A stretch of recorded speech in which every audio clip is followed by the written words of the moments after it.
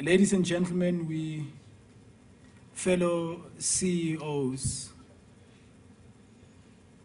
we are having this forum at a time when the recovery of the global economy from the recession that was experienced, the recession that started to others as just a glitch in the financial sector, but the impact we're still feeling today. That recovery is still very fragile, particularly in the so-called developed countries, where it is not very obvious that there is indeed decisive leadership.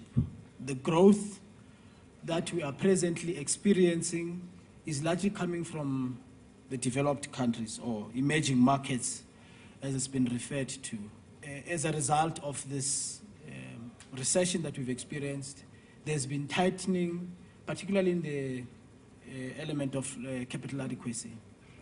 And we know that has now resulted in unintended consequences in terms of the availability of liquidity. So that means then for developing countries which need this liquidity, they're finding it difficult to have access to it.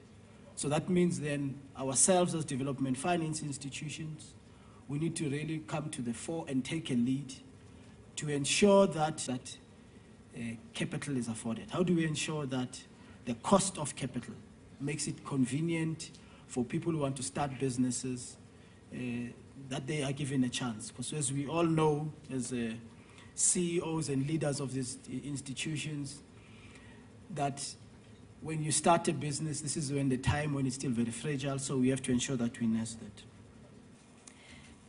Africa remains the most dependent, as you know, on multilateral and bilateral financing. Indeed, half of African countries have no other way of accessing alternative external financing, while only 13 of 54 countries in Africa have been able to access international financial markets. A related challenge, particularly affecting private credit, which is something that will be familiar to the markets you're serving, are the higher bank capital requirements under Basel III.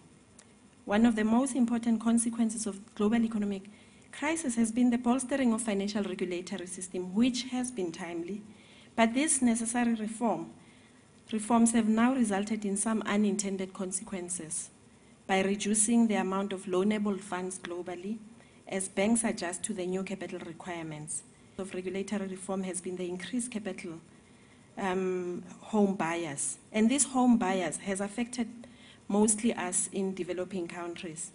And this is particularly true for European banks, which traditionally have been the largest source of private finance in Africa.